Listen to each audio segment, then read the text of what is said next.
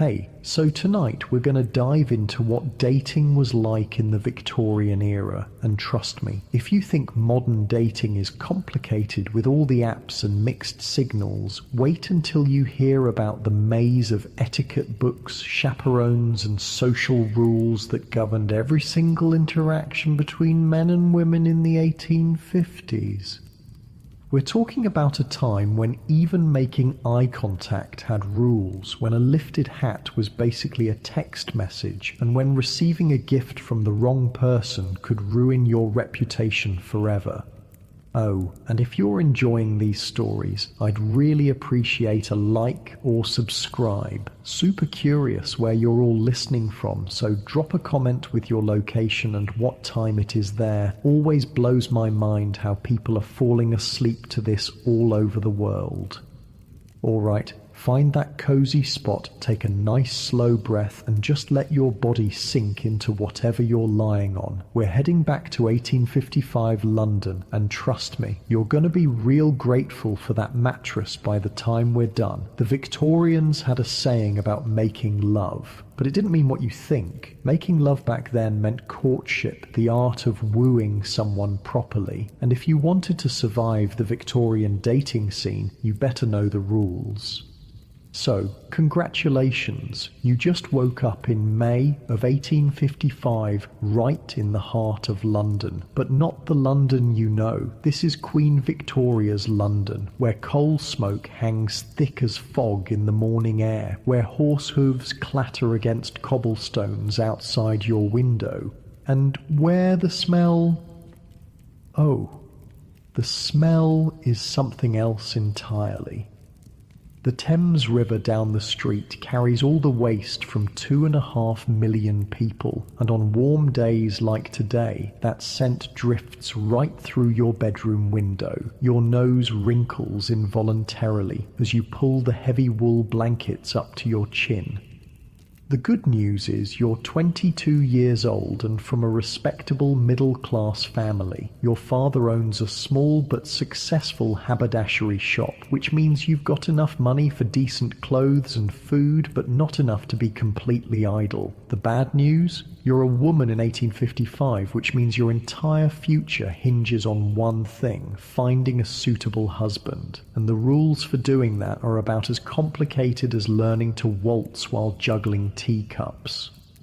You stretch your legs under the rough cotton sheets, feeling the weight of the heavy quilt pressing down on your chest. There's no central heating in this house, won't be invented for decades, so every morning starts with the bone-deep chill that seeps through the stone walls. Your housemaid, Mary, has already been up since 5 o'clock lighting the coal fires downstairs, and you can hear her heavy footsteps on the wooden stairs as she carries the coal scuttle up to start the fire in your bedroom grate. That scuttle weighs about 30 pounds when it's full, and she'll carry dozens of them up and down these stairs before the day is done. The bedroom door creaks open and Mary slips in, her arms straining with the weight of the coal. Her hands are already black with soot, and you notice the way she favors her left shoulder, probably strained from all that lifting. She kneels by your fireplace and you watch her skilled hands arrange the kindling and coal with quick, practiced movements. The first spark catches, then spreads, and soon there's a small orange glow pushing back against the morning cold. "Good morning, miss," Mary says, wiping her sooty hands on her apron. "Your mother says you're to dress properly today. The Weatherbees are calling this afternoon and they're bringing their son." Your stomach does a little flip. The Weatherbees. You've heard about their son, Thomas, 26 years old, recently returned from India, where he worked as a clerk for the East India Company. Your mother has been hinting about this visit for weeks, and you know exactly what it means. This isn't just a social call, this is an inspection. You sit up in bed, feeling the cool air hit your shoulders through your cotton nightgown. The fire is already making the room warmer, but it'll be another hour before the chill really leaves. You watch Mary move around the room, laying out your clothes for the day. Not just any clothes, your best day dress, the one made of dark blue wool with tiny mother-of-pearl buttons that took your mother 3 months to save up for. "Mary," you say, your voice still rough with sleep, "what do you know about the Weatherby son?" She glances toward the door, then leans closer. "Well, miss, I heard tell from their housemaid that he's got all his teeth, which is more than can be said for most gentlemen his age, and she says he doesn't drink overmuch, though he does have a fondness for cigars." She pauses, arranging your corset on the bed. Course, he's been in India these past 4 years, so he might have picked up some strange ideas about things. The corset, you look at it with resignation. Every morning Mary will lace you into this contraption of whale bones and cotton that squeezes your ribs until you can barely breathe properly. It's designed to give you that perfect hourglass silhouette that's fashionable right now, but it also means you'll spend the entire day feeling like someone's got their hands wrapped around your waist, squeezing gently but persistently. You swing your legs out of bed and your bare feet hit the cold wooden floor. The floorboards are wide planks of oak, polished smooth by decades of use, and they're always cold no matter how warm the fire gets. You stand up and Mary immediately starts unlacing your nightgown. This is normal. Privacy, as you know, it doesn't really exist for women. Mary has seen you naked thousands of times, and she'll continue to dress and undress you until you marry, at which point your husband's valet or your own lady's maid will take over. The chemise goes on first, a thin cotton undergarment that feels like wearing a tea towel, then the corset. Mary positions it around your waist and starts pulling the laces tight. With each tug, your breathing gets a little more shallow. By the time she's finished, you're taking small, careful breaths from the top of your lungs. Deep breathing is literally impossible in this thing. "Not too tight, Mary," you manage to say, though you both know it's already as loose as fashion will allow. "Course not, miss. Your mother specifically said you should be able to speak clearly when the gentleman calls." Next come the layers. First, a bustle pad that ties around your waist, essentially a small pillow that pushes your skirt out behind you in the fashionable bell shape. Then petticoats. 3 of them, each one adding bulk and weight. By the time Mary drops your dress over your head, you're wearing about 15 pounds of fabric, and that's before we even get to the shoes. The shoes are kid leather, soft and buttery to the touch, but completely flat. Heels won't become fashionable for another few decades. They button up the side with tiny pearl buttons that Mary fastens with a special hook. Your feet, encased in cotton stockings, feel secure, but not particularly comfortable. These shoes weren't made for walking long distances. They were made for sitting in parlours and taking short, graceful steps. While Mary pins your hair into the elaborate style that's currently fashionable, parted severely in the middle, then swept back into a low chignon with carefully arranged curls framing your face, you think about what this afternoon might bring. The Weatherby visit is essentially a job interview, except the job is wife, and the interview involves sitting in your family's front parlour making polite conversation while both sets of parents watch every word, every gesture, every expression.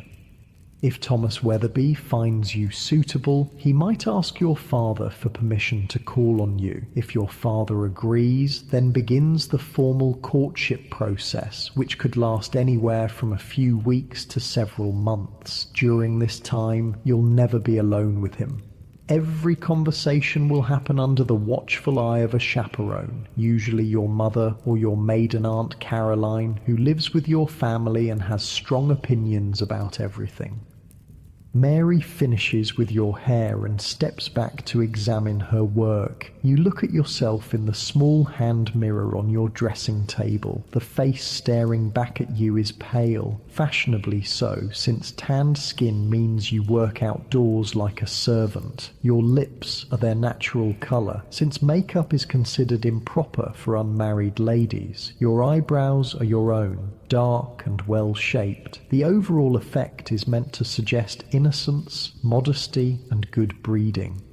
"You look lovely, miss," Mary says, and you can tell she means it. "Now, shall I bring up your breakfast?"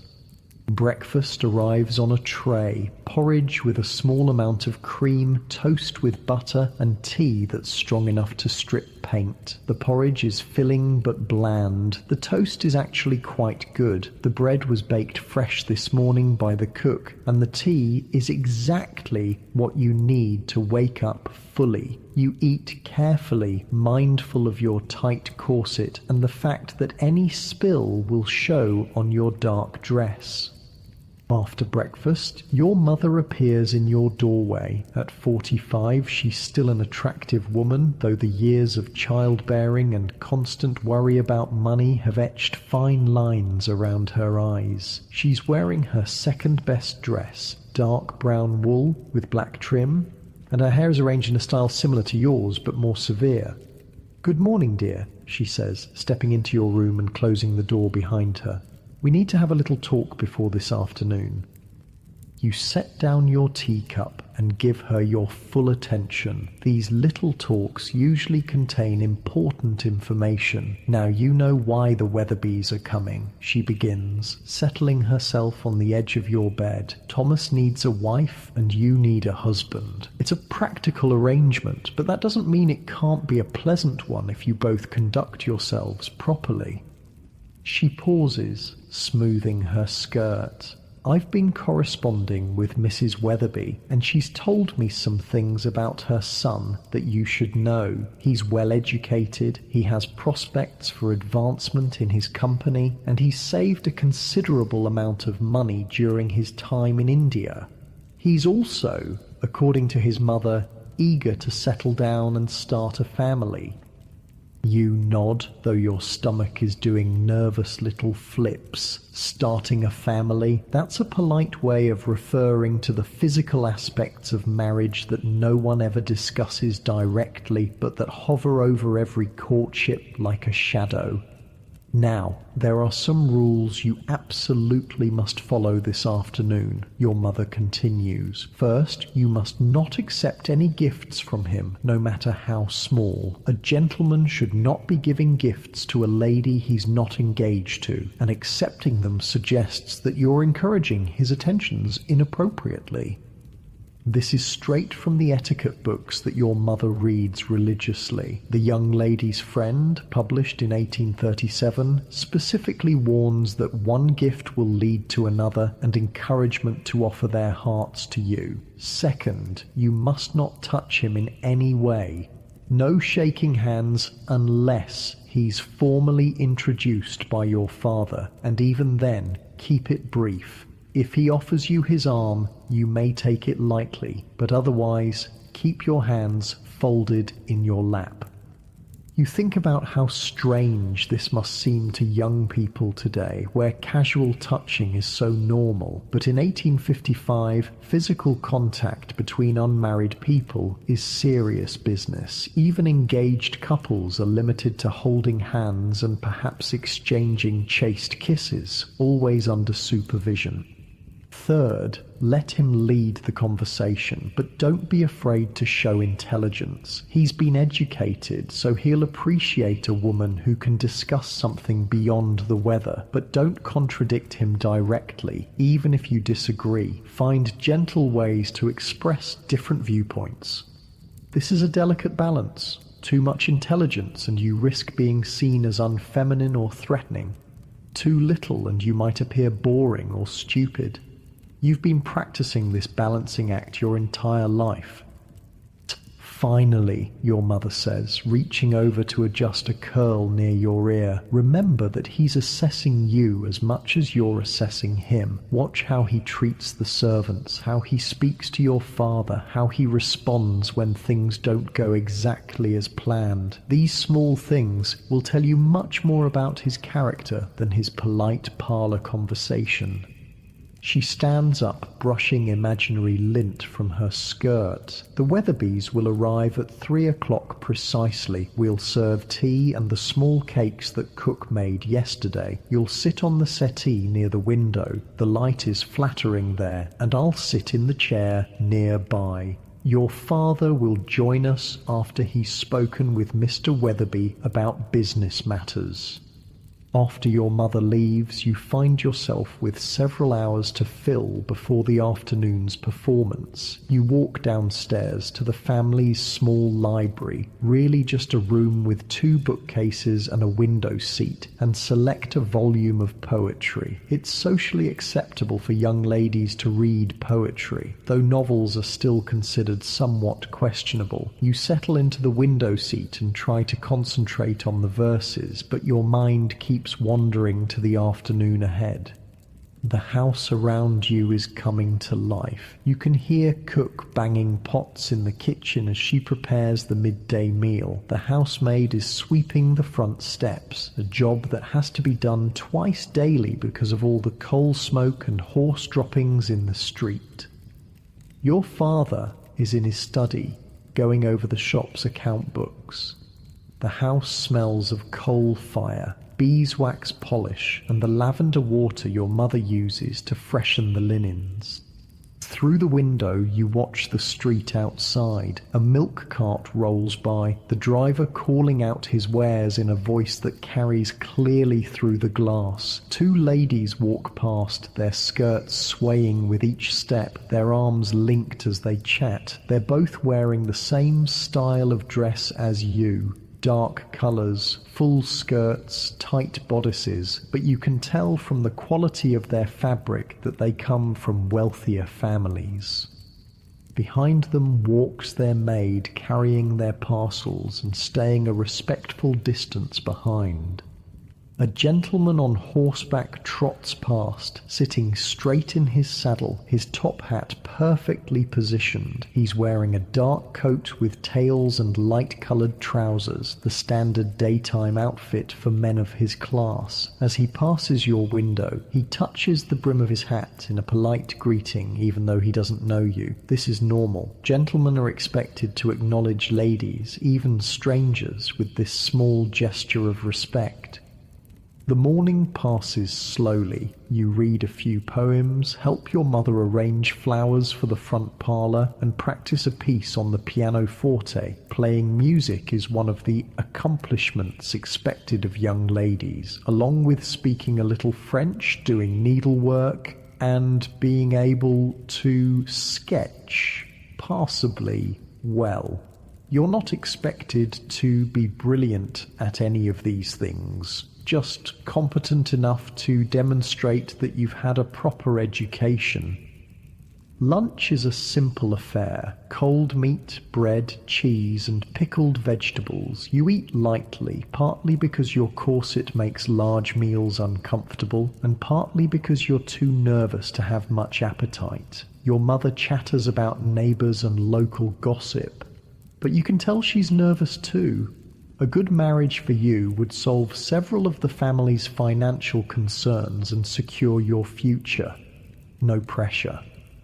At 2:30, your mother declares it's time for final preparations. You go upstairs to check your appearance one more time. Mary has laid out fresh gloves, white cotton ones that button at the wrist, and your small locket, the only jewellery considered appropriate for an unmarried lady receiving visitors.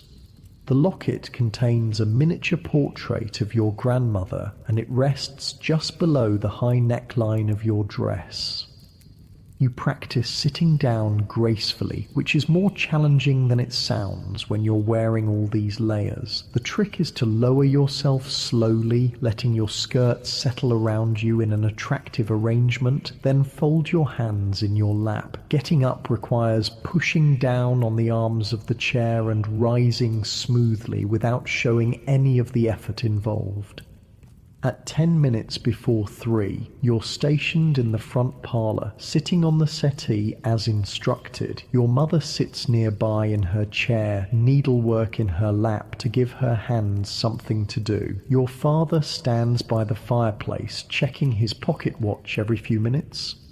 The room smells of beeswax and the fresh flowers your mother arranged this morning.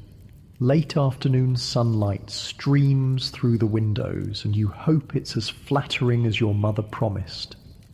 The clock on the mantel ticks toward 3 o'clock. Each second feels longer than the last. Your palms are slightly damp inside your gloves, and you resist the urge to fidget with your skirt. This is it, the beginning of what could be the rest of your life. At exactly 3 o'clock, there's a firm knock at the front door.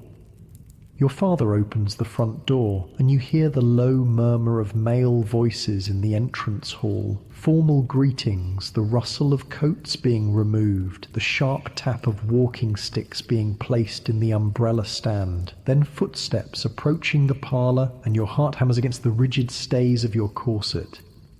Mr. Weatherby enters first. Thomas's father, a distinguished gentleman with silver whiskers and a slight stoop that suggests hours bent over account books. Behind him comes Mrs. Weatherby, a round woman in burgundy silk whose jewellery catches the afternoon light.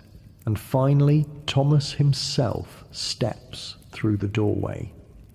He's taller than you expected, with brown hair parted precisely down the middle and mutton chop whiskers that frame a lean face. His skin has a golden undertone that speaks of his years in the Indian sun, and when he moves, there's a careful precision to his gestures that suggests military training. He's wearing a black frock coat that reaches his knees, grey trousers, and a white shirt with a high collar that looks like it might strangle him if he turns his head too quickly. Mr. and Mrs. Weatherby, your father says formally, may I present my wife, Mrs. Hartwell, and my daughter, Miss Eleanor Hartwell. You rise from the settee, slowly, gracefully, letting your skirt settle around you as you've practiced 1,000 times. You offer a small curtsy, just a dip of your knees and a slight incline of your head. Too deep would suggest you're of lower status, too shallow would appear disrespectful. Miss Hartwell, Mrs. Weatherby says warmly, what a pleasure to finally meet you. Thomas has been quite eager for this introduction. Thomas steps forward and offers a brief bow. Miss Hartwell, his voice is deeper than you expected, with just a hint of an accent you can't quite place, perhaps picked up during his time overseas. Mr. Weatherby, you reply, meeting his eyes briefly before lowering your gaze. Direct eye contact is acceptable for the initial greeting, but prolonged staring would be considered brazen.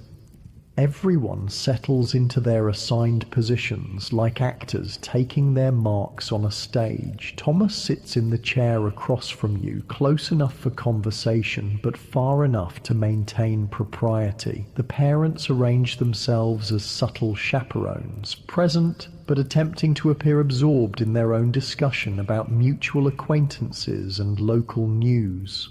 I trust your journey from India was pleasant, you venture, since it's acceptable for ladies to ask about travel.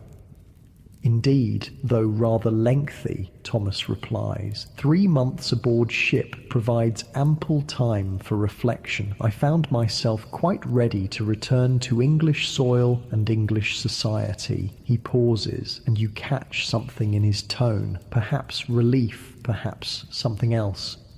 The climate there can be challenging for those of us unaccustomed to such intensity.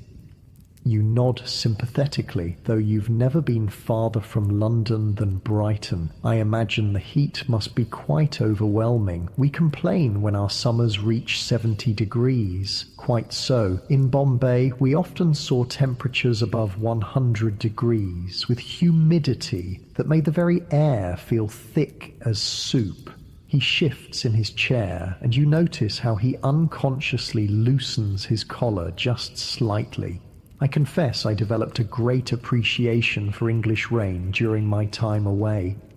This draws a small smile from you, a genuine one, not the practiced parlour smile your mother taught you. Rain is certainly something we have in abundance. The conversation continues in this careful dance. Thomas tells you about the markets in Bombay, the exotic fruits he learned to enjoy, the challenge of managing clerks who spoke a dozen different languages. You share your own much smaller experiences, the books you've been reading, the music you've been practicing, your observations about life in London. Each topic is safe, appropriate, designed to reveal character without venturing into anything too personal. But you're also watching him, as your mother advised. When Mary enters to serve tea, you notice how Thomas nods politely to her, a small acknowledgement that many gentlemen of his class wouldn't bother with. When your father makes a joke about the weather, Thomas laughs, not the forced chuckle of social obligation, but genuine amusement that reaches his eyes. When Mrs. Weatherby accidentally knocks over her teacup, sending hot liquid splashing across the small table, Thomas immediately rises to help, producing a clean handkerchief without being asked. "Oh, how clumsy of me," Mrs. Weatherby flutters, dabbing at the spill. "Not at all," your mother soothes, while Mary quickly appears with a cloth to clean up the mess. These things happen. But you've noticed something else. When the teacup clattered to the floor, Thomas flinched. Not just a normal, startled response, but something deeper. His hands tensed for just a moment, and his eyes darted toward the door as if assessing an exit route. It lasted only seconds before he regained his composure, but you filed the observation away. Something about sudden loud noises affects him more than it should. The formal portion of the visit lasts exactly 1 hour, as etiquette demands. Any shorter would suggest disinterest, any longer would be presumptuous. As the Weatherbys prepare to leave, Thomas requests a brief word with your father, a conversation that takes place in the hallway, just out of earshot, but visible to everyone in the parlour. Through the doorway, you watch your father nod several times. Thomas gestures occasionally as he speaks, his hands moving with that same careful precision you noticed earlier. After perhaps 5 minutes, they shake hands, and your father's expression suggests the conversation went well. "Miss Hartwell," Thomas says, returning to the parlour, "with your father's permission, I would be honoured to call on you again, perhaps Sunday afternoon, if that would be agreeable." Your heart does a little skip. This is it, the formal beginning of courtship. That would be very pleasant, Mr. Weatherby. After they leave, your mother immediately begins the post-visit analysis. "Well, he seems quite respectable," she says, settling back into her chair.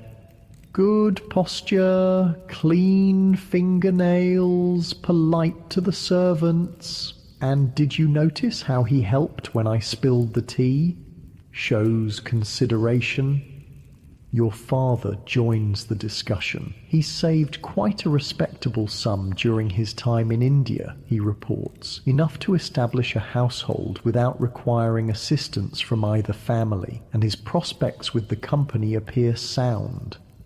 But you're thinking about that moment when the teacup fell, about the careful way Thomas moved, about the slight tightness around his eyes when he spoke of the challenging climate in India. There are layers here that the formal courtship process isn't designed to reveal.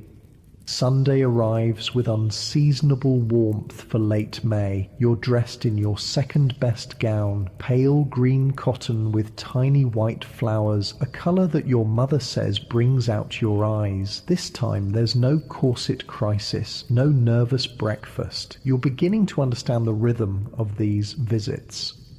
Thomas arrives precisely at 2 o'clock carrying a small bouquet of flowers, acceptable because flowers are temporary and modest, unlike jewellery or books which might suggest too serious an intent. He's dressed more casually today in a brown coat and lighter trousers, and he seems more relaxed.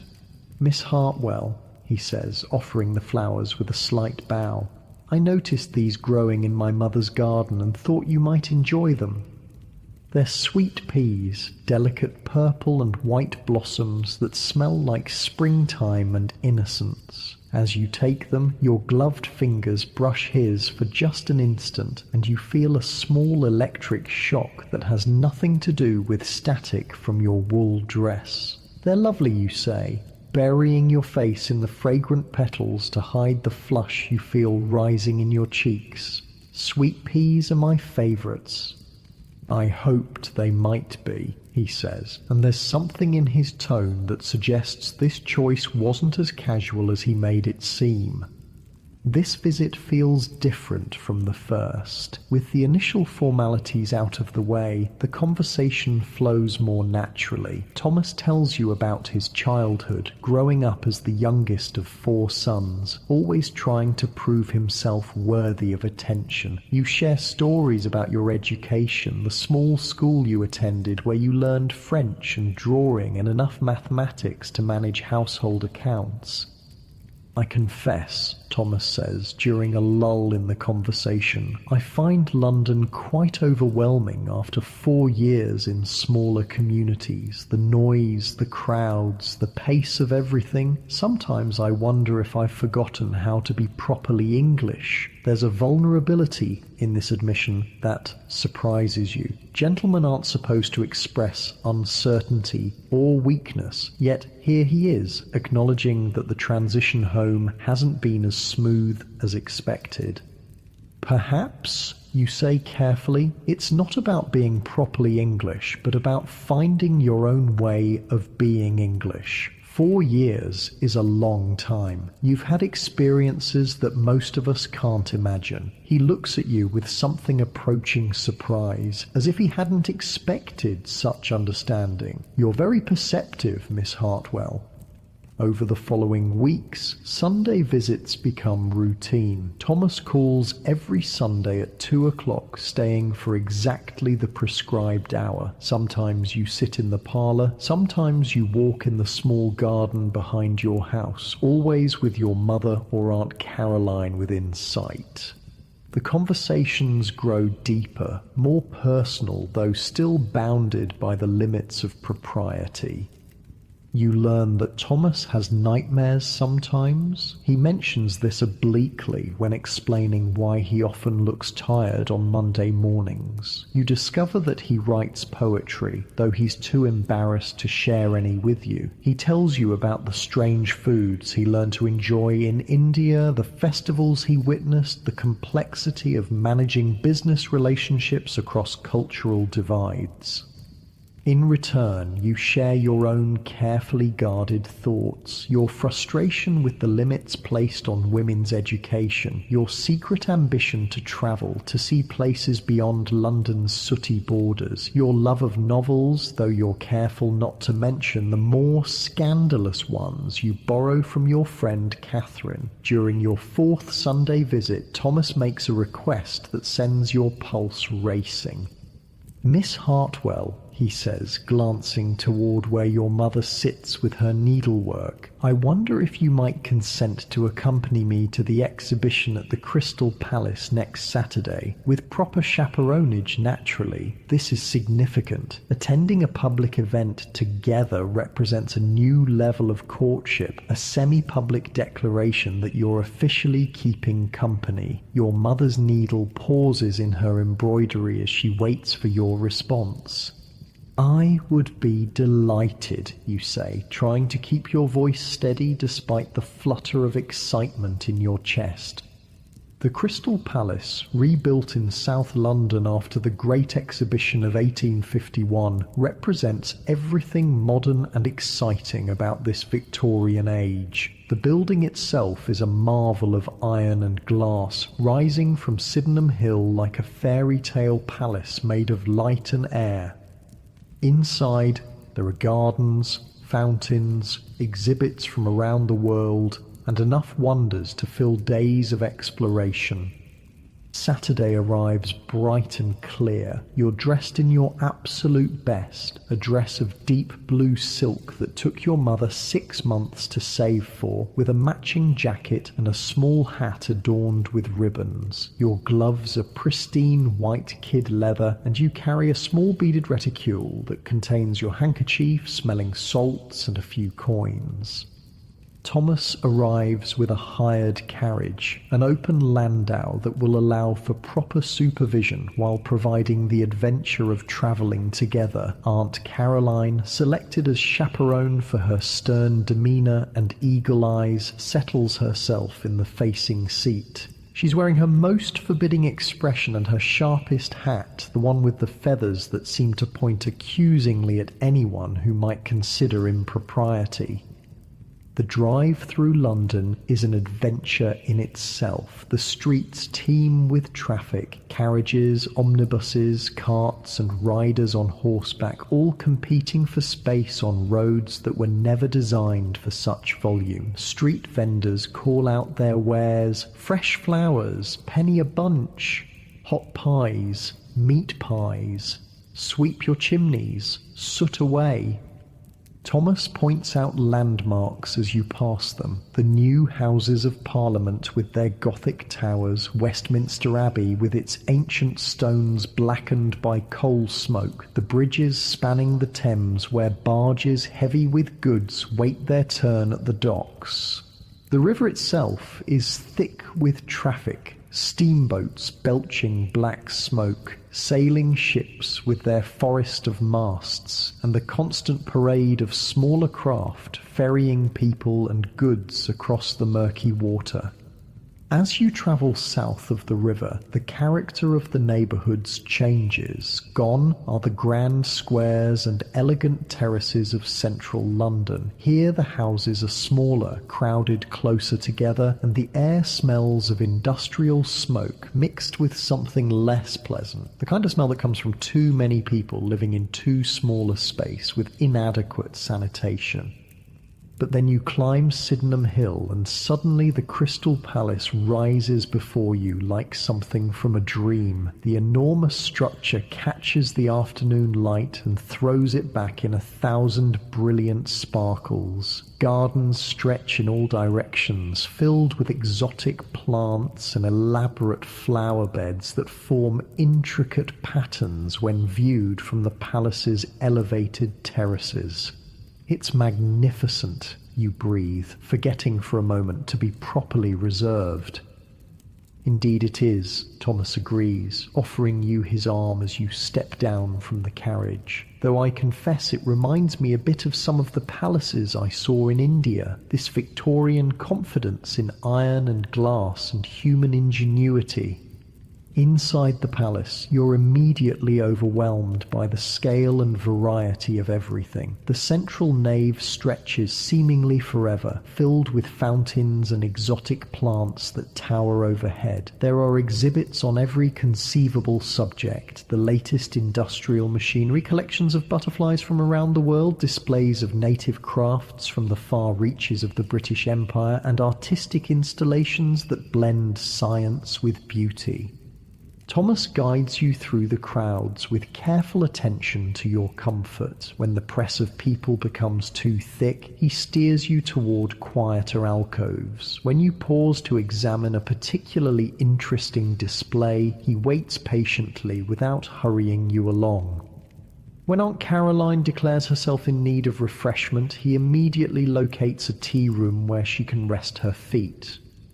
It's during this respite, while Aunt Caroline is occupied with her tea and scones, that Thomas leans slightly closer and speaks in a voice only you can hear. "Miss Hartwell, I hope you won't think me presumptuous, but I find myself growing quite attached to these Saturday excursions, and to your company." Your heart stops, then starts again at double speed. This is approaching the territory of declarations, of serious intent. You glance quickly at Aunt Caroline, but she's absorbed in her methodical destruction of a currant scone. "I have enjoyed them as well," you say quietly, your voice barely above a whisper. "I had hoped," he begins, then stops himself. "That is, I wonder if you might consider, but perhaps this is not the proper venue for such discussions." You understand perfectly. He's testing the waters, approaching the question of engagement without actually asking it yet. According to all the rules, such conversations should happen first with your father, then with you, and certainly not in a public tea room with your aunt 3 feet away. "Perhaps," you say carefully, "such discussions might be more appropriately held in a more private setting." The look that passes between you carries enough electricity to power the palace's new gas lights. He understands that you're not rejecting his implied suit, merely suggesting proper protocol, relief and something deeper. Anticipation, affection flicker across his features. The rest of the afternoon passes in a happy blur. You admire tropical birds whose feathers shimmer with colors that have no names. You watch demonstrations of new photographic techniques that can capture a person's image in mere minutes rather than hours. You sample exotic fruits whose flavors transport you briefly to distant countries you'll likely never see. But underneath all the wonder and excitement, there's a deeper current running between you and Thomas, a sense of approaching change, of decisions that will reshape your entire future. By the time you return home as the sun sets over London's smoky skyline, you know that everything is about to shift. Tuesday evening arrives with a thunderstorm that rattles the windows and sends sheets of rain hammering against the glass. You're in the parlour with your mother, working on embroidery by lamplight when the front doorbell rings. It's past 8 o'clock, far too late for social calls. So when Mary appears in the doorway looking flustered, you know something significant is happening. "Begging your pardon, ma'am," Mary says to your mother, "but Mr. Thomas Weatherby is at the door, says he needs to speak with the master urgently." Your mother's eyebrows rise nearly to her hairline. Your father appears from his study, newspaper still in hand, looking equally puzzled. Through the parlour window you can see Thomas's hired carriage waiting in the rain, the horse stamping impatiently as water streams from its mane. "Show him into the study," your father says after a moment's consideration. "Eleanor, you and your mother remain here." But of course you strain to hear every sound from across the hall. The murmur of male voices, serious and low, your father's occasional "indeed," and Thomas's longer responses that you can't quite make out. The conversation lasts nearly 20 minutes, an eternity when you're sitting with your embroidery hoop forgotten in your lap, your heart beating fast enough to make the cameo brooch on your collar tremble. Finally, footsteps approach the parlour. Your father enters alone, but his expression gives everything away before he speaks.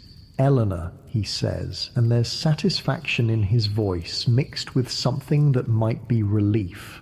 "Mr. Weatherby has asked for permission to pay his addresses to you. I have given my consent."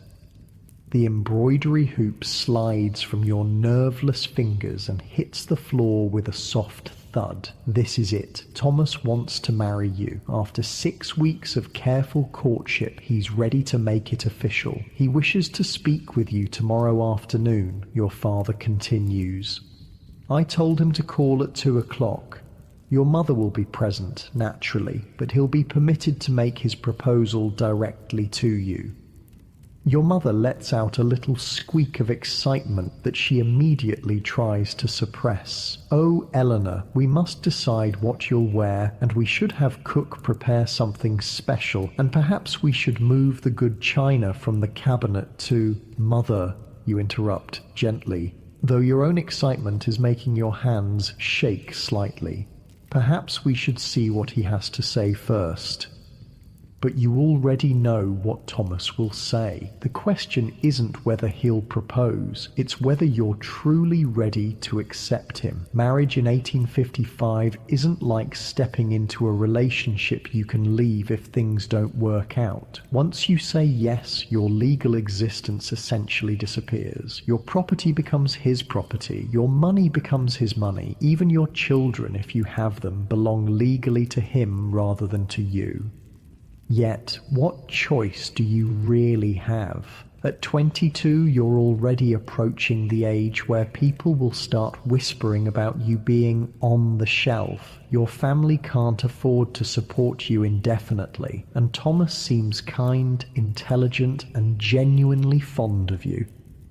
In a world where many marriages are purely business arrangements, the prospect of affection feels like tremendous good fortune. Wednesday crawls by with agonizing slowness. You change clothes 3 times before settling on a dress of soft grey wool with violet trim, serious enough to show you understand the gravity of the occasion, but pretty enough to remind Thomas why he's proposing in the first place. Your hair refuses to cooperate, and Mary has to pin and repin the complicated braided style twice before it stays properly. At precisely 2 o'clock, Thomas arrives carrying a small velvet box that makes your stomach perform acrobatics. He's wearing his best black coat and a fresh white shirt with a collar so stiff it looks like it might cut his throat if he turns his head wrong. His hands are shaking just slightly as he removes his gloves. "Miss Hartwell," he says formally, though his eyes are warm. "Mrs. Hartwell." He nods to your mother, who has positioned herself in the corner chair with her needlework, close enough to supervise, but far enough to provide the illusion of privacy. You sit on the edge of the settee, your back straight, your hands folded in your lap. Thomas takes the chair across from you, the same arrangement as those first visits, but now everything feels different, electric, final. "Miss Hartwell," Thomas begins, then stops and takes a deep breath. "Eleanor, if I may, I have spoken with your father, and with your permission, I would like to speak directly to your heart. This is the moment when everything changes." You nod, not trusting your voice. "These past weeks of knowing you have been among the happiest of my life," he continues, his voice gaining confidence. "Your intelligence, your kindness, your strength of character, all of these qualities have made me realize that I cannot imagine my future without you in it." He slides from his chair to one knee beside the settee, the velvet box now openly displayed in his hands. "Eleanor Hartwell, would you do me the tremendous honor of becoming my wife?" The ring inside the box is modest but beautiful, a small diamond surrounded by tiny pearls set in yellow gold. It's not flashy or ostentatious, but it's clearly been chosen with care and represents a significant expense for a man in Thomas's position. "Yes," you whisper, then find your voice. "Yes, Thomas, I would be honored to accept." His relief is so obvious that you almost laugh. He takes your left hand in his, the first time you've touched without gloves, and slides the ring onto your 4th finger. His hands are warm and slightly rough, probably from his years overseas, and the touch sends a little shiver up your arm. "There," he says softly. "Now it's official." From her corner, your mother makes a small sound that might be a suppressed sob of happiness. When you look over, she's dabbing at her eyes with her handkerchief while trying to appear absorbed in her embroidery. The rest of the visit passes in a blur of practical discussions. The engagement will be announced in next Sunday's paper. The wedding will take place in 6 months, giving you time to prepare a trousseau and Thomas time to secure appropriate housing. He's found a small house in Kensington, 3 bedrooms, a proper kitchen and a tiny garden that will be available to rent come autumn. I know it's not grand, Thomas says, his voice slightly apologetic, but it's respectable and it's near enough to my office that I can walk to work in good weather. It sounds perfect, you assure him, and you mean it. The idea of having your own household, your own space to arrange as you please, feels like the most luxurious thing imaginable. After Thomas leaves, your mother immediately begins what she calls engagement planning. Lists appear overnight. What needs to be purchased, what needs to be sewn, which relatives need to be informed. The next few months will be a whirlwind of preparation unlike anything you've experienced. But first, there are the immediate changes that come with being officially engaged. Starting the very next Sunday, Thomas is permitted to take you on unchaperoned walks. The first time you step out together without your mother trailing behind feels like the most daring thing you've ever done. You walk slowly through the small park near your house, your hand resting lightly on Thomas's arm, marveling at this new freedom. For the first time in your courtship, you can speak without measuring every word for its appropriateness under parental supervision. I confess, Thomas says, as you pause beside a fountain where children are sailing toy boats. I've been terrified for weeks that you might refuse me. Were you really? You ask, surprised. But surely you could tell that I enjoyed your visits. Enjoyed them, yes, but enjoyment and willingness to marry are quite different things. He adjusts his grip on his walking stick. I know I'm not the most exciting prospect. No title, no great fortune, and I come with some complications from my time abroad. You think about those moments when loud noises made him flinch, about the careful way he sometimes held himself as if expecting pain. Everyone has complications, Thomas. The important thing is whether 2 people can face them together. He stops walking and looks at you with an expression you can't quite read. You're very wise for someone so young. I'm not that young, you protest. 22 is quite grown up. Of course it is, he says quickly. I didn't mean to suggest, that is, I sometimes feel much older than my 26 years. India has a way of aging a person. Over the following weeks, these unchaperoned walks become precious to both of you. Away from the formal constraints of parlour visits, Thomas begins to reveal more of himself. He tells you about the fever that nearly killed him during his 2nd year in Bombay, about the colleague who cheated him out of a promotion, about the overwhelming relief he felt when the ship carrying him home finally cleared the harbour. You share your own secrets in return. Your fear that you're not naturally maternal enough to be a good mother, your frustration with the limitations placed on women's education, your secret dream of learning to paint with real skill, not just the watercolour dabbling considered appropriate for ladies. Perhaps, Thomas suggests one afternoon as you sit on a bench watching sparrows hop around your feet, you could take proper painting lessons after we're married. We won't be wealthy, but we should be comfortable enough for small luxuries. The casual way he says after we're married makes your stomach flutter. It's becoming real, this future you're planning together. Along with the walks come other new privileges. Thomas is now permitted to visit you in the front parlour without formal supervision, though he's still required to leave before nightfall. During these visits, you're allowed to hold hands, a simple intimacy that feels revolutionary after months of careful distance. The first time Thomas takes your hand in yours, you're sitting on the settee looking through a book of engravings he's brought to show you scenes from India. His fingers intertwine with yours, warm and slightly calloused, and you're amazed by how natural it feels.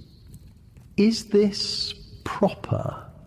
you ask, though you make no move to pull away. "Perfectly proper for an engaged couple," he assures you. "Though I admit it feels rather scandalous after all those weeks of keeping my hands to myself." You laugh, and the sound seems to surprise both of you. It's been a long time since you've laughed freely in Thomas's presence. Most of your interactions have been so careful, so measured, but engagement has brought a new ease to your relationship. The letters start arriving the very week of your engagement. According to Victorian tradition, engaged couples are expected to write to each other regularly, especially when separated by business or family obligations. Thomas's work requires him to travel to the company's offices in Manchester for a week, and suddenly you're learning to express your feelings on paper. "My dear Eleanor," his first letter begins, "I have been gone only 2 days, yet I find myself missing our conversations more than I anticipated. Manchester is a busy city, full of the noise and smoke of industry, but I confess I would trade all its bustling energy for another quiet walk through your neighbourhood park." You spend an entire evening crafting your response, filling 3 pages with your own careful handwriting. You tell him about the books you're reading, the changes your mother is making to the house in preparation for the wedding, the small daily details that seem meaningful when shared with someone who cares about them. These letters become the foundation of your deepening relationship. In writing, Thomas is more eloquent than in person, less constrained by the formal requirements of polite conversation. He writes about his hopes for your marriage, his plans for the house in Kensington, his gradual readjustment to English life after his years abroad. You discover that you too express yourself more freely in writing. You tell him about your fears as well as your hopes, your questions about what married life will actually entail, your excitement about having a home of your own to manage.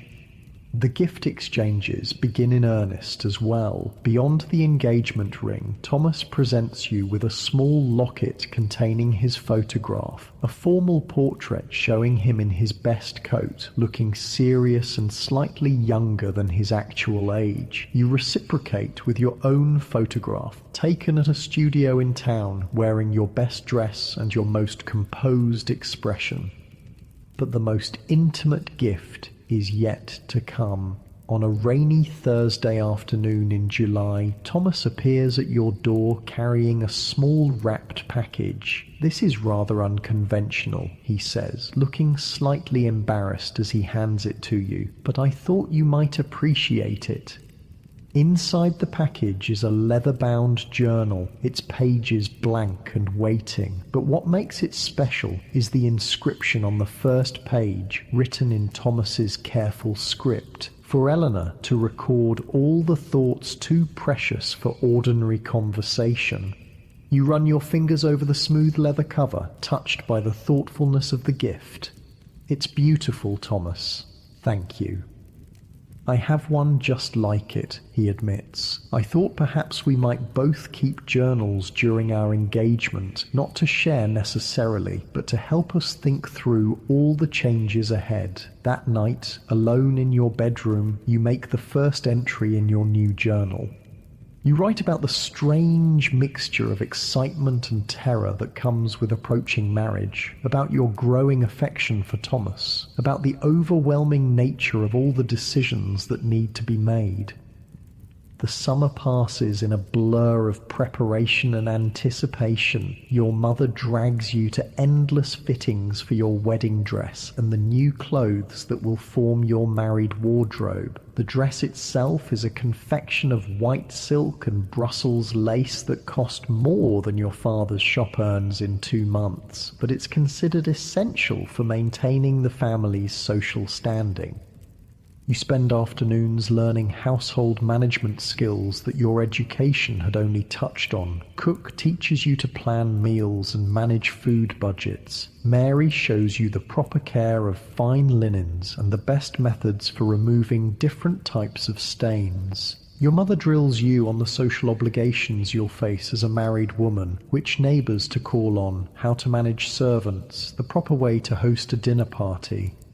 But perhaps the most important education comes from the married women in your family and social circle. Your Aunt Margaret, who has been married for 15 years, takes you aside for a series of conversations that no one else seems willing to have. Marriage, she tells you bluntly, is not like the novels make it seem. There will be wonderful moments, certainly, but there will also be difficult ones. Your husband will have moods you don't understand. You'll have days when you wonder what you've gotten yourself into. The important thing is to remember that building a life together takes time and patience. She pauses, studying your face. And Eleanor, there are aspects of married life that no one discusses directly, but that you need to understand. The physical aspects. Your face burns with embarrassment, but you force yourself to listen as Aunt Margaret explains in careful euphemisms what will be expected of you as a wife. It's not the romantic picture painted by the poetry you've read, but it's practical information you desperately need. As summer turns to autumn, your wedding date approaches with alarming speed. The house in Kensington has been secured, and Thomas takes you to see it on a crisp September afternoon. It's smaller than your family home, but bright and cheerful, with large windows that let in plenty of light and a garden just big enough for a small vegetable patch.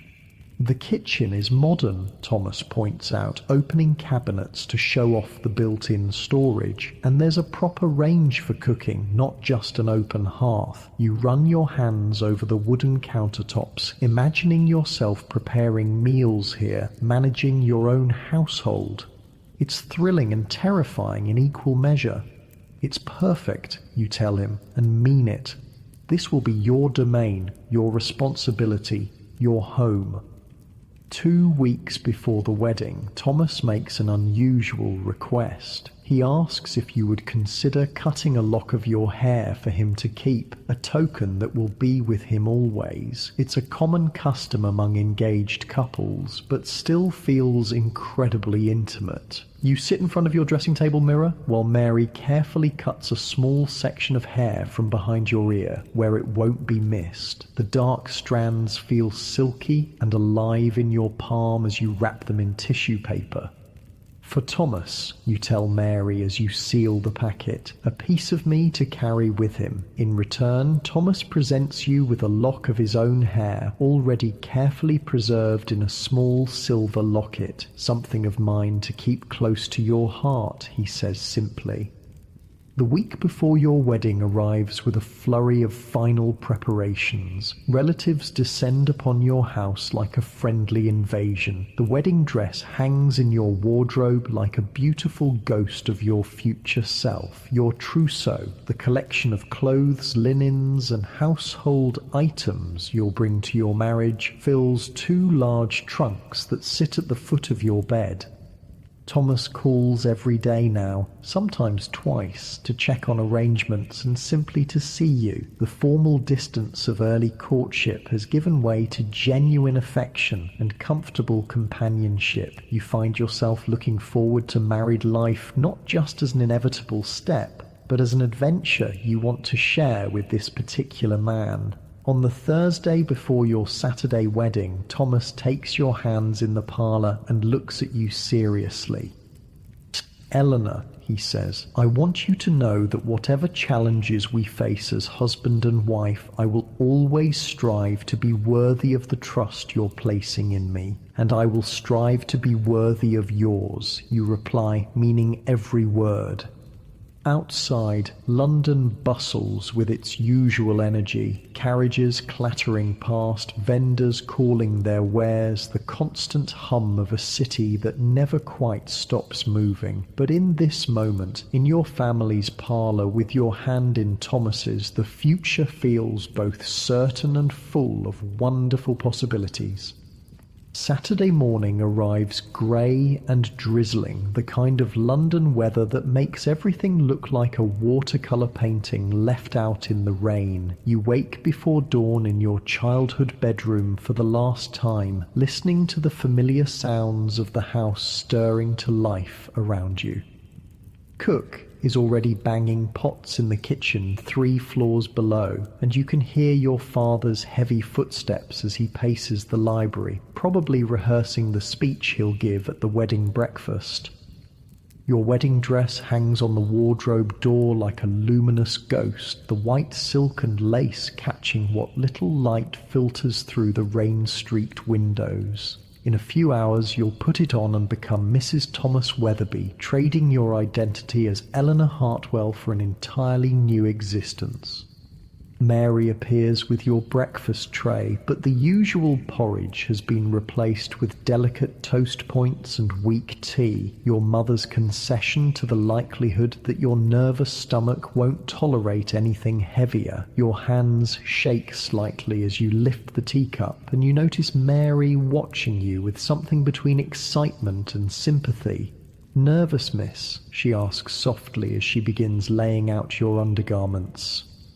Terrified, you admit, then immediately feel guilty for the confession. Young ladies are supposed to approach marriage with joy and anticipation, not gut-churning fear, but Mary just nods knowingly. "That's natural, miss. My sister said the same thing on her wedding morning. Said she felt like she was about to jump off a cliff without knowing what was at the bottom." The comparison doesn't exactly reassure you, but there's something comforting about knowing that other women have felt this same mixture of excitement and panic. Your mother bustles in shortly after breakfast, already dressed in her best gown of deep purple silk, a colour that shows her status as mother of the bride, while remaining appropriately subdued. Behind her comes Aunt Caroline, your cousin Margaret, and Mrs. Patterson from next door, all armed with pins and ribbons and strong opinions about how your hair should be arranged. The process of getting dressed takes nearly 3 hours. First the chemise, thin cotton that feels like nothing against your skin. Then the corset, laced tighter than usual to give you the perfect silhouette for your wedding gown. Today, Mary pulls the laces until you can barely draw a full breath, but you don't protest. On your wedding day, discomfort is expected in service of beauty. The bustle comes next, larger than your everyday one and designed to support the massive train of your wedding dress. 3 crinolines follow, each one adding volume and weight until you feel like you're wearing a small tent. By the time the actual dress slides over your head, you're already tired from the sheer physical effort of carrying all these layers. But when Mary fastens the final pearl button and steps back, the reflection in your mirror takes your breath away. The woman looking back at you is elegant, sophisticated, beautiful in a way that your everyday self never manages to achieve. The dress transforms you into someone worthy of a proper Victorian wedding. Your hair has been arranged in an elaborate style with white silk flowers woven through the braids and curls, a delicate veil of Brussels lace borrowed from your grandmother's wedding ensemble, cascades from a small tiara that catches the lamplight. Your only jewellery is Thomas's engagement ring and a simple strand of pearls that belonged to your mother. "You look like an angel," your mother whispers, and there are tears in her eyes that she's trying very hard not to let fall. The carriage ride to St. George's Church feels both endless and far too short. Your father sits beside you, unusually silent, occasionally reaching over to pat your gloved hand. Through the rain-spattered windows, you watch London go about its Saturday business. Street vendors still calling their wares, children dodging puddles, the constant flow of life that will continue exactly as before, even though your entire world is about to change. The church looms ahead, its stone facade darkened by years of coal smoke, but still impressive in its Gothic grandeur. Carriages line the street outside, and you can see wedding guests hurrying through the rain, their umbrellas creating a forest of black silk. Your father helps you from the carriage, careful not to step on your train, and suddenly you're standing in the church vestibule with rain drumming on the roof overhead and the scent of wet wool and old stone filling your nostrils. Through the heavy oak doors, you can hear the murmur of voices as guests take their seats. "Ready, my dear?" your father asks, offering you his arm. You nod, not trusting your voice, and the doors swing open. The church is full, more people than you expected, faces both familiar and strange turned toward you with that peculiar mixture of curiosity and sentimentality that weddings inspire. Candles flicker in the grey morning light, casting dancing shadows on the stone walls. The organist begins the processional, and suddenly you're walking down the aisle on your father's arm, your train rustling behind you like autumn leaves. But all you can see is Thomas standing at the altar in his best black coat with his hands clasped behind his back. When your eyes meet his, he smiles. Not the formal social smile you've grown accustomed to, but something warmer and more personal. Something that says this isn't a performance or a social obligation, but the beginning of something real between the two of you.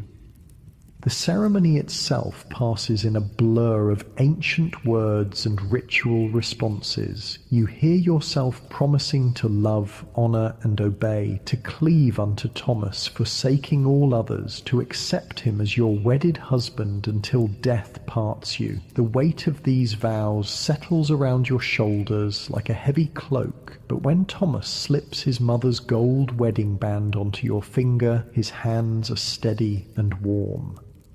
"I now pronounce you man and wife," the rector declares, and suddenly it's official. You are married. You belong to Thomas now, legally and socially and in every way that matters to Victorian society. The kiss Thomas gives you is brief and chaste, appropriate for a church full of witnesses, but you feel the promise of more intimate moments in the gentle pressure of his lips against yours. When you turn to face the congregation as Mr. and Mrs. Weatherby, the world looks slightly different than it did an hour ago. The wedding breakfast takes place at your family home, which has been transformed for the occasion. The dining room table groans under the weight of an elaborate feast: roasted fowl, ham glazed with honey, fresh bread still warm from the oven, jellies and custards, and a three-tiered cake decorated with sugar flowers that look almost real enough to smell. But you can barely eat between the tight corset and the nervous energy that hasn't left you since morning. You sip champagne, a rare luxury that makes your head feel light and floaty, and smile until your cheeks ache as guests offer congratulations and advice.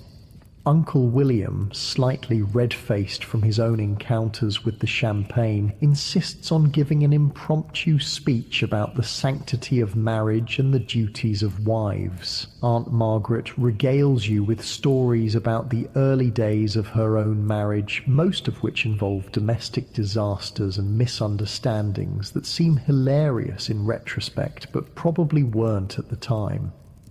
Thomas stays close to your side throughout the reception, occasionally touching your hand or murmuring reassurances when the social obligations become overwhelming. You notice how he deflects the more intrusive questions about your wedding trip and future plans, protecting your privacy even in the midst of celebration. As the afternoon wears on and the guests begin to drift away, the reality of what comes next starts to settle in. Tonight, you'll sleep in your new home as Thomas's wife. The physical intimacies that Aunt Margaret alluded to in her careful conversations will become reality. The abstract concept of marriage will transform into daily domestic life with this man you've known for only a few months. By 5 o'clock, the last of the guests have departed, leaving behind a house that looks like a party battlefield. Empty glasses, crumpled napkins, chairs pushed askew. Your mother is already directing the servants in cleaning up, but her eyes keep drifting to you with a mixture of pride and something that might be worry. "Time to change into your travelling dress," she says gently, and suddenly your throat feels tight with unshed tears. The travelling dress is practical dark green wool with a matching jacket designed for the carriage ride to your new home and the beginning of your new life. As Mary unlaces your wedding gown for the last time, you feel like you're shedding one identity and stepping into another. Your father loads your trunks into Thomas's hired carriage while your mother fuses over final details. Do you have your gloves, your reticule, the small bag of personal items you'll need for tonight? Each question feels loaded with meaning you're not quite ready to examine. The goodbyes are harder than you expected. Your parents stand on the front steps, your mother crying openly now, your father attempting stoic dignity but not quite succeeding. This house has been your entire world for 22 years, and now you're leaving it forever. "Write to us soon," your mother calls as the carriage pulls away. "And remember what I told you about being a good wife." Thomas takes your hand as the familiar streets of your childhood disappear behind you. "Are you all right?" he asks softly. "I think so," you say, though you're not entirely sure. "It's just everything is different now." "Yes," he agrees, "but different can be good, can't it?" The house in Kensington looks smaller than you remembered, but welcoming in the early evening light. Smoke rises from the chimney, suggesting that Mrs. Davies, the housekeeper Thomas hired, has been preparing for your arrival. The front garden is tidy with late-blooming roses that smell sweet despite the earlier rain. Thomas helps you from the carriage, and you notice how carefully he guides you up the front steps, as if you might break. The front door opens before you reach it, revealing Mrs. Davies, a comfortable-looking woman in her 50s with greying hair and kind eyes. "Welcome home, Mrs. Weatherby," she says, and the title sounds strange in your ears. You are Mrs. Weatherby now. Eleanor Hartwell no longer exists. The house has been prepared for your arrival with obvious care. Fresh flowers in the front parlour, a fire burning cheerfully in the grate, the scent of something delicious coming from the kitchen. Mrs. Davies leads you through rooms that are now yours to arrange and manage, explaining the household routine she's established and asking about your preferences for meals and daily schedules. Your bedroom, yours and Thomas's now, overlooks the small back garden. The bed is larger than the one in your childhood room, with a white coverlet that looks crisp and inviting. Your trunks have already been delivered and sit waiting to be unpacked, full of the trousseau items you've spent months accumulating. Thomas hovers in the doorway, suddenly seeming as nervous as you feel. "I'll leave you to..." That is, Mrs. Davies has prepared dinner for 7 o'clock, if that suits you. After he leaves, you sink into the small chair by the window and finally allow yourself to feel the full weight of the day. You are married. You are in your own home. Tonight, you will share that bed with a man who was essentially a stranger 6 months ago. Mrs. Davies appears with a tea tray and the offer to help you unpack, but you find yourself craving a few minutes of solitude to process everything that's happened. She seems to understand, bustling away with promises to call you when dinner is ready. Dinner is served in the small dining room by candlelight, just you and Thomas at opposite ends of a table that feels both intimate and formal. Mrs. Davies has prepared roasted chicken with vegetables from the garden, and everything tastes wonderful, even though your appetite hasn't quite returned. Thomas tells you about the arrangements he's made for your first week of marriage. No visitors, no social obligations, just time for the two of you to adjust to living together. He's taken leave from his office, an unusual step that shows how seriously he's taking this transition. "I thought we might spend tomorrow arranging the books in the library," he suggests over the custard dessert. "And perhaps you'd like to see the kitchen properly to discuss meal planning with Mrs. Davies." These mundane domestic details feel both overwhelming and reassuring. This is what marriage actually is, not the romance of novels or the drama of wedding ceremonies, but the daily business of sharing a life with another person. After dinner, you sit together in the parlour, Thomas reading aloud from the evening paper while you attempt to focus on your embroidery, but the domestic tranquility feels fragile, underpinned by your awareness of what's expected to happen when you retire for the night. At 9 o'clock, Mrs. Davies appears to bank the fires and secure the house for the evening. She bids you both good night with a meaningful look that makes your cheeks burn, and suddenly you're alone with your husband in your new home. "Eleanor," Thomas says softly, setting aside his paper, "I want you to know that I understand this is all very new for you. We needn't... there's no pressure for anything to happen quickly." His consideration touches you deeply, even as it highlights the strangeness of your situation. You know each other well enough to feel genuine affection, but not well enough to navigate intimate physical relationship without awkwardness. "Thank you," you whisper. "That means a great deal to me." When you finally go upstairs together, Thomas shows you the small dressing room where he'll change into his nightclothes, giving you privacy to prepare for bed. Alone in the bedroom, you trade your travelling dress for the fine cotton nightgown that was part of your trousseau, then sit at the dressing table to brush your hair. In the mirror, you watch yourself performing this nightly ritual in a new setting. The woman looking back at you is the same as always, but everything around her has changed. This is your room now, your mirror, your bed, your life. When Thomas returns, wearing a cotton nightshirt and dressing gown, you're sitting on the edge of the bed feeling shy and uncertain. He moves carefully, respectfully, settling on the other side of the bed with space between you.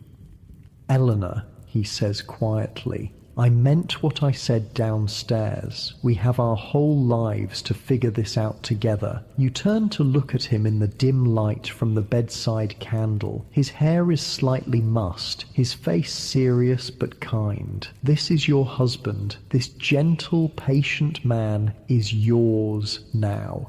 And you are his. "I know," you say, "and I'm grateful for your patience."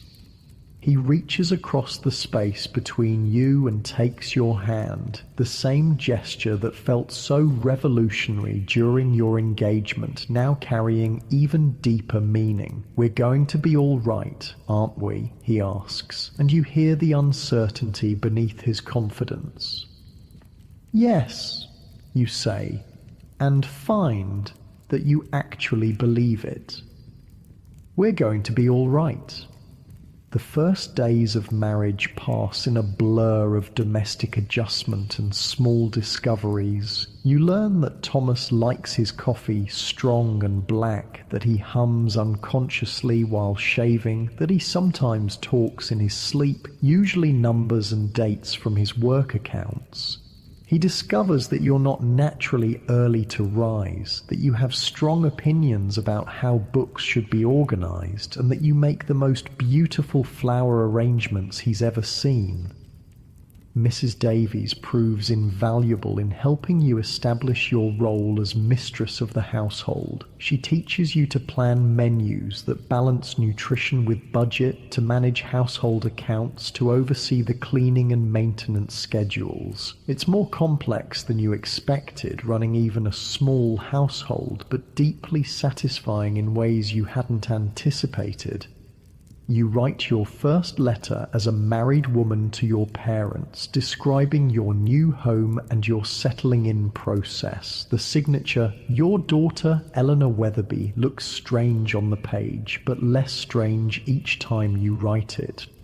Thomas returns to work after a week, leaving you alone in the house with Mrs. Davies and your own thoughts. The solitude feels both liberating and slightly overwhelming. For the first time in your life, you're responsible for structuring your own days without parents or teachers or social obligations to guide you. You spend the morning rearranging the parlour furniture to better catch the light from the windows. After lunch, you walk to the nearby shops to introduce yourself to the local merchants as Mrs. Weatherby of Elm Street. The baker, the grocer, the fishmonger all treat you with the respect due to a respectable married woman, and you begin to understand the social weight that comes with your new status. When Thomas returns that evening, you've prepared dinner yourself, a simple meal, but one you've cooked with your own hands in your own kitchen. The pride on his face when you tell him makes the effort worthwhile. "You're turning into quite the housewife," he says, and there's admiration in his voice that makes your heart flutter. "I'm learning," you reply. Mrs. Davies is a patient teacher. As weeks pass, you settle into the rhythm of married life. Thomas leaves for his office each morning after breakfast, returning in the evening with stories about his colleagues and the challenges of readjusting to English business practices after his years abroad. You fill your days with household management, correspondence with family and friends, and the slowly developing social obligations that come with your new status as a married woman. The physical intimacy that seemed so daunting on your wedding night develops gradually, naturally, as you grow more comfortable with each other. Thomas is patient and gentle, and you discover that the mysterious aspects of marriage that no one discusses directly are not as frightening as you'd imagined. Your first dinner party as a married couple takes place 6 weeks after your wedding. 3 other couples from the neighbourhood, carefully chosen for their respectability and social compatibility. You spend days planning the menu with Mrs. Davies, polishing the good china, arranging flowers throughout the house. The evening goes well, conversation flows, the food is praised, and you receive several compliments on your hostessing skills. After the guests leave, you and Thomas sit in the parlour feeling the satisfaction of a successful social debut. "You were magnificent tonight," Thomas tells you, loosening his collar after hours of formal politeness. "I was so proud watching you manage everything so gracefully." "Were you really?" you ask, still glowing from the evening's success. "Absolutely. You're going to be a wonderful addition to Kensington society." As autumn deepens into winter, you realize that you've successfully made the transition from daughter to wife, from girl to woman. The fears that seemed so overwhelming on your wedding morning have mostly faded, replaced by the comfortable routine of shared domestic life. You still miss your family home sometimes, still feel occasionally overwhelmed by the responsibilities of running your own household, but you've also discovered joys you hadn't anticipated, the satisfaction of creating a home that reflects your own tastes, the pleasure of having time to pursue interests like painting and music without parental oversight, the deepening affection between you and Thomas as you navigate daily life together. One snowy December evening, as you sit by the fire with your embroidery while Thomas reads his newspaper, you realize how completely your life has transformed in just a few months. The nervous girl who waited in her parents' parlour for Thomas Weatherby's first visit seems like a different person entirely. "Thomas," you say softly, setting aside your needlework. He looks up from his paper, lamplight catching the gold flecks in his brown eyes. "I just wanted to say I'm happy, truly happy." His smile spreads slowly across his face, transforming his serious expression into something warm and boyish. "So am I, my dear, so am I." Outside, London sleeps under its blanket of snow, but inside your small house in Kensington, you've built something precious together, a life that's entirely your own. Spring arrives early in 1856, bringing with it the kind of soft warmth that makes London's sooty buildings look almost beautiful. You're in your garden, kneeling among the emerging daffodils with dirt under your fingernails and sunshine warming your shoulders through your cottonwork dress. This is a freedom you never had as an unmarried woman, the simple pleasure of getting your hands dirty in your own soil. Thomas finds you there when he returns from work, looking delighted rather than scandalized by your disheveled appearance. "You look like you've been wrestling with the earth and winning," he says, settling beside you on the small wooden bench he built last month. "The roses needed pruning, and Mrs. Davies mentioned that the vegetable patch could use attention," you explain, wiping your hands on the old apron you've started wearing for garden work. "I discovered I rather enjoy it." This is one of the unexpected joys of married life, the freedom to develop interests that might have been considered unsuitable for an unmarried lady. Your painting has improved dramatically now that you can hire a proper teacher rather than relying on the superficial instruction deemed appropriate for young ladies. You've started reading novels that would have been forbidden in your parents' house, discussing them with Thomas over dinner like intellectual equals. "I have news," Thomas says, settling back against the bench with the satisfied expression of a man bringing home good tidings. "Peterson is retiring at the end of the year, and I'm being considered for his position. It would mean a substantial increase in salary."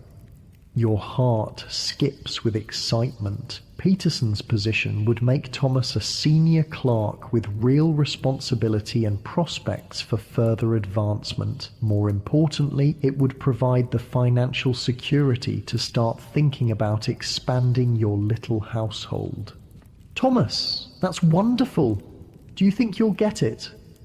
The manager seemed encouraging, he says, trying to contain his optimism but not quite succeeding. "He mentioned that my experience in India gives me advantages over the other candidates." Over dinner that evening, you discuss what Peterson's position might mean for your future.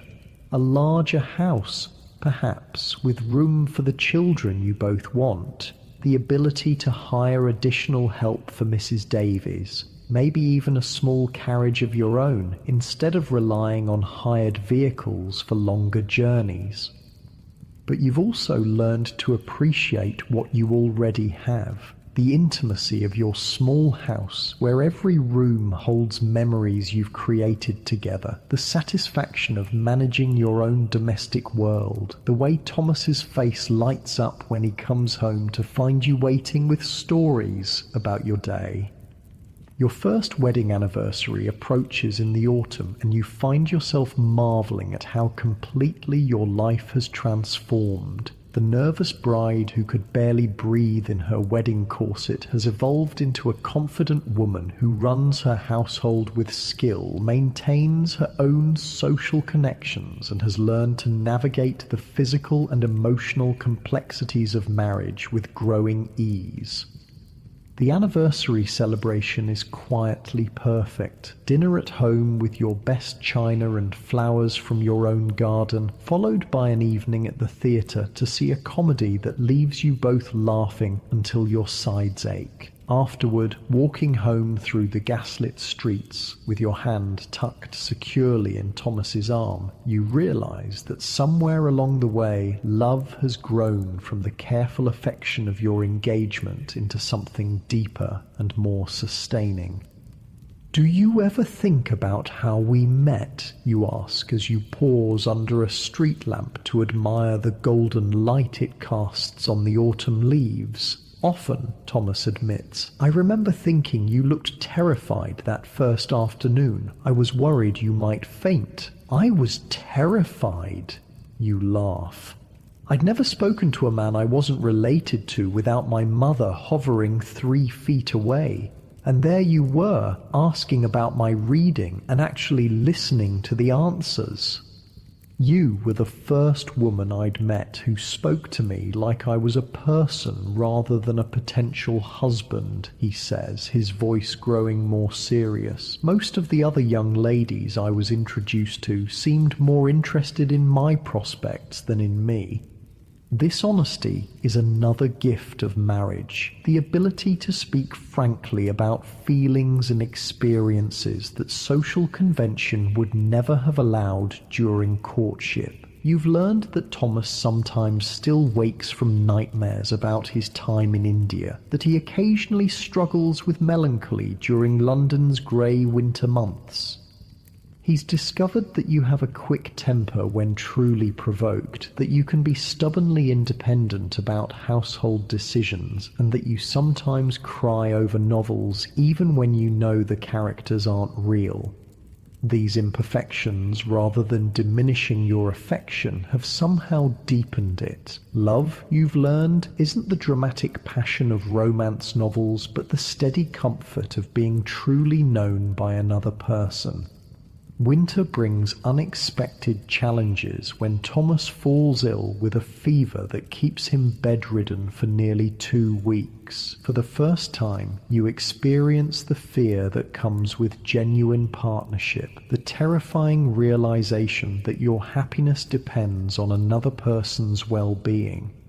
You nurse him yourself despite Mrs. Davies's offers to take over the more unpleasant aspects of sick care. You sit beside his bed reading aloud when he's awake, checking his temperature throughout the night, preparing the special broths and tisanes that the doctor recommends. When the fever finally breaks and Thomas's eyes focus clearly on your face for the first time in days, you understand something fundamental about the vows you spoke in that flower-filled church. "Hello, wife," he whispers, his voice still hoarse but unmistakably himself again. "Hello, husband," you reply, and the relief in your voice surprises you both. His recovery is slow but steady, and during the long afternoons when he's well enough to sit up but not strong enough for normal activities, you spend hours talking about things you've never discussed before, your childhood fears and dreams, his experiences during the voyage to India, the homesickness that nearly overwhelmed him during his first months abroad, the different futures you both imagined before you met each other. "I used to think I might remain unmarried," you confess one grey February afternoon as you sit beside his chair, mending one of his shirts. "Become one of those independent women who travel and write books and scandal the neighbours." "You still could," Thomas says quietly. "Write books? I mean, you have intelligent observations about everything you read." The suggestion startles you. Writing books is something respectable women simply don't do, except for moral instruction or children's stories, but the idea plants itself in your mind like a seed waiting for the right conditions to grow.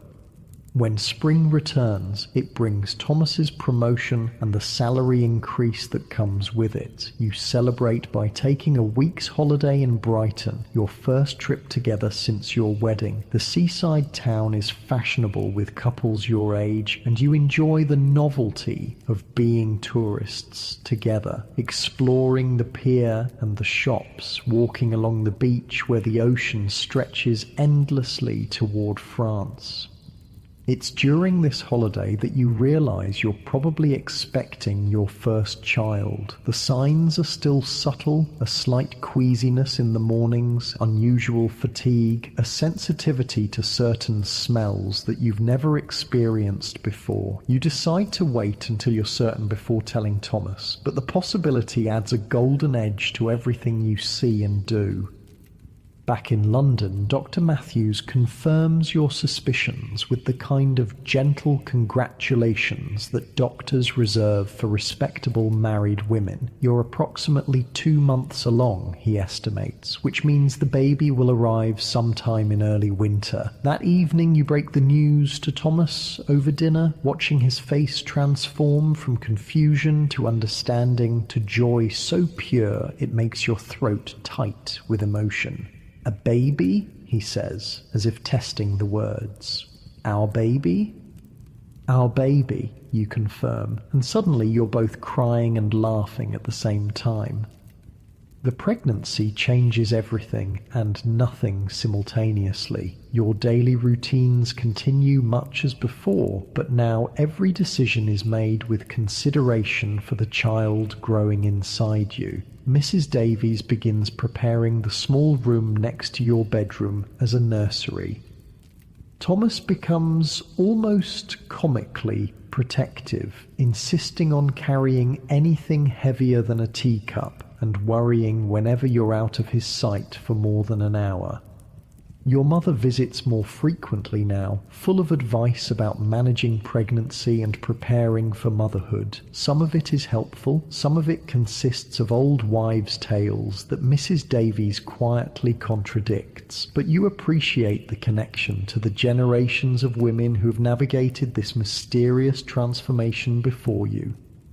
The physical changes are gradual at first, then increasingly obvious as summer progresses. Your dresses require careful alteration to accommodate your expanding waist. You develop strange cravings for foods you've never particularly enjoyed and sudden aversions to smells that never bothered you before. The exhaustion of early pregnancy gives way to a period of remarkable energy, followed by the increasing unwieldiness of your final months. Thomas adapts to each stage with patient consideration. When you can no longer bend over to tend your garden, he takes over the weeding and watering. When walking becomes uncomfortable, he suggests quiet evenings at home rather than social visits. When you become too large to comfortably share your usual chair in the parlour, he immediately purchases a wider one designed specifically for your changing needs.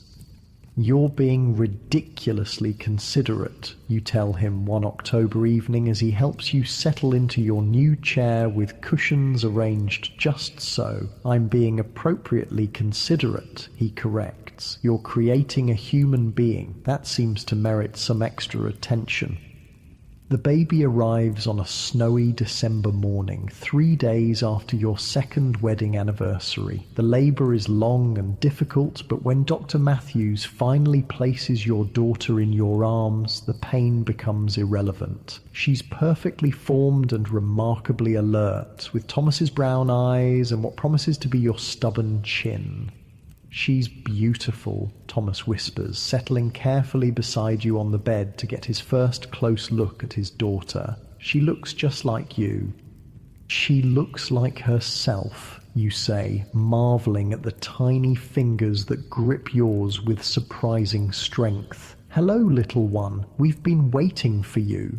You name her Charlotte, after the author whose novels you've grown to love despite their scandalous reputation. "Charlotte Weatherby, a name that sounds both proper and slightly adventurous, which seems fitting for a daughter who arrived during a blizzard with obvious opinions about the timing. The first months of motherhood are exhausting in ways you never anticipated. Charlotte proves to be a demanding baby who sleeps fitfully and nurses frequently. Mrs. Davies hires her niece Sarah to help with the additional laundry and cleaning, but much of the responsibility falls to you.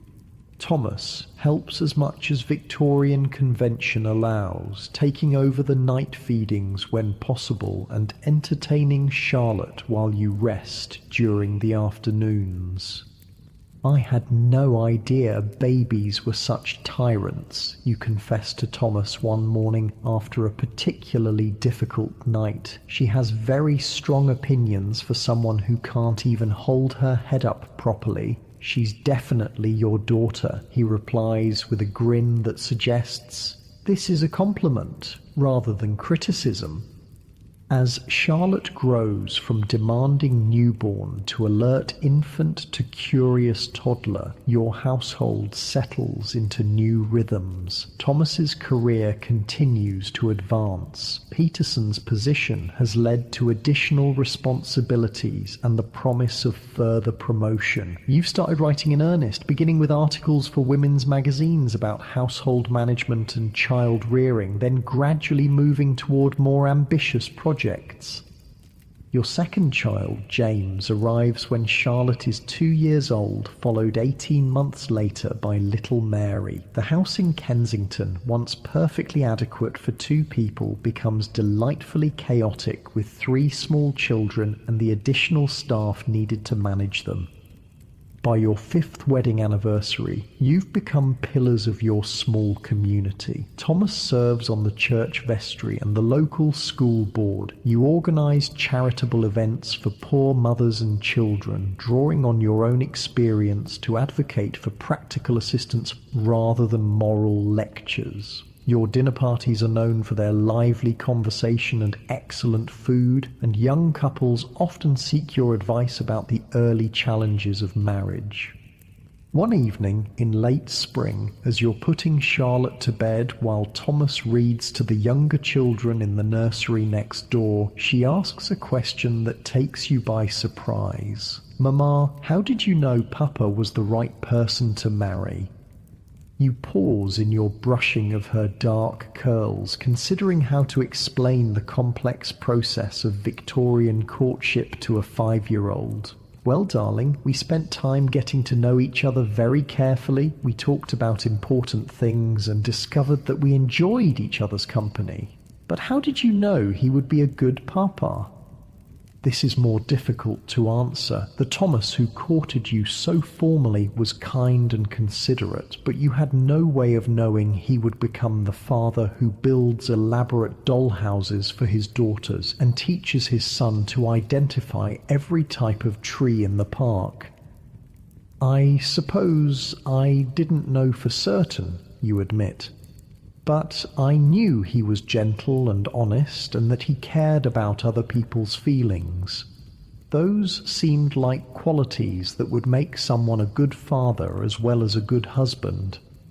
After Charlotte falls asleep, you find Thomas in the parlour with a book, but he sets it aside when you settle beside him on the sofa you purchased to accommodate your growing family. "Charlotte asked me how I knew you would be a good father," you tell him. "And what did you say?" "That I recognized the qualities that matter: kindness, honesty, consideration for others." You pause, studying his face in the lamplight. "I was right, wasn't I?" "I hope so," he says quietly. "I certainly try to be." As your children grow and your marriage deepens, you often think about the elaborate social machinery that brought you and Thomas together. The etiquette books with their rigid rules, the chaperones who supervised every interaction, the formal dances of courtship that seem almost quaint in retrospect. Yet somehow, despite all those constraints and conventions, something real and lasting emerged. Two people who might never have met in different circumstances found each other and built a life together. Not the dramatic passion of romantic novels, but something more sustainable. A partnership based on mutual respect, shared values, and the kind of affection that grows stronger rather than weaker over time. On quiet evenings when the children are asleep and the house is peaceful around you, you and Thomas still sit together reading or talking about the day's events. The conversation flows as easily as it did during those early walks in the park, but now it's enriched by years of shared experience and common purpose. "Do you ever wonder what would have happened if we hadn't met?" you ask him one such evening, looking up from the letter you're writing to your cousin in Scotland. "Sometimes," he admits, "though I can't imagine it clearly anymore. This life with you and the children feels like the only real possibility." The world around you is changing rapidly. Railways have revolutionized travel, making it possible to visit distant relatives in hours rather than days. Gaslighting is becoming common in better neighborhoods, pushing back the darkness that once defined winter evenings. Photography is growing more sophisticated, allowing families to preserve images of their children at every stage of growth. But the fundamental rhythms of domestic life remain constant. Children still need to be fed and clothed and educated. Households still require management and care. Marriages still depend on daily kindness and consideration between partners who have chosen to link their fates together.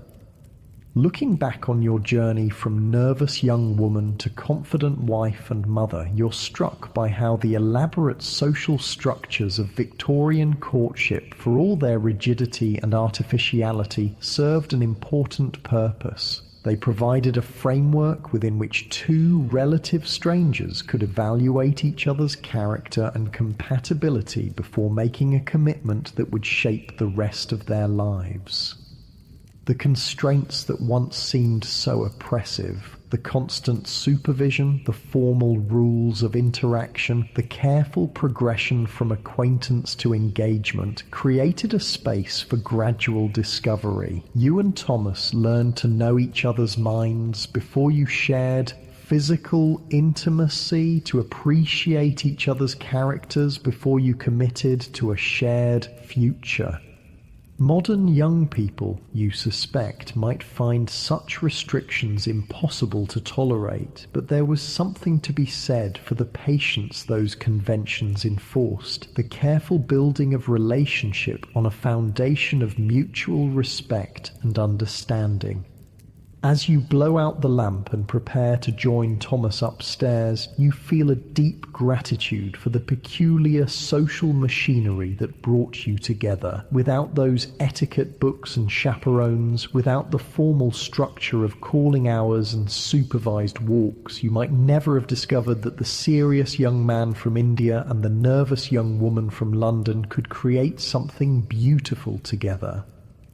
Your story began with a knock at the door on a spring afternoon in 1855, when two carefully dressed people sat in a flower-filled parlour and tried to determine whether they could build a life together. It continues now in a house full of children's laughter and the comfortable silence of a couple who have learned to be truly at home with each other. The Victorian era, with all its rigid propriety and elaborate social rules, created the framework within which love could grow slowly and surely, like roses carefully tended in a walled garden. And sometimes, just sometimes, that patient cultivation produced something rare and lasting, a partnership that could weather the storms of illness and change, the challenges of parenthood and responsibility, the simple daily work of caring for another person's happiness as carefully as your own. In the end, that's what dating was like in the Victorian era. Not the spontaneous passion of modern romance, but something more deliberate and perhaps more durable. A careful dance that allowed two people to discover whether they could trust each other with their futures, their dreams, and their deepest hopes for happiness.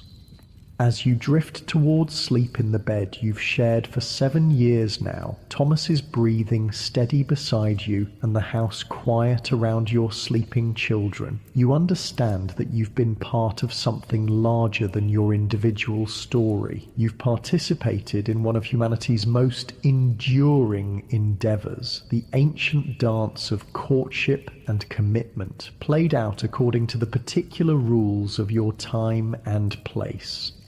The world will continue to change, and future generations will find their own ways of discovering love and building families. But the fundamental human longing for connection, for partnership, for someone to share the joys and sorrows of life, that will remain constant no matter how dramatically the social conventions evolve.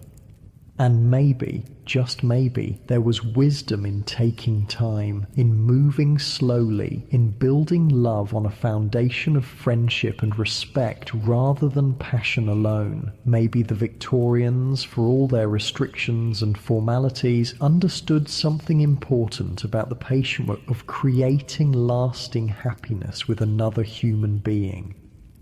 The last thing you remember before sleep claims you is Thomas's hand finding yours across the space between your pillows, a gesture that has become as natural as breathing after all these years of marriage. Tomorrow will bring its own challenges and pleasures, but tonight you rest in the security of knowing that you've chosen well, that the careful dance of Victorian courtship led you to exactly where you belong.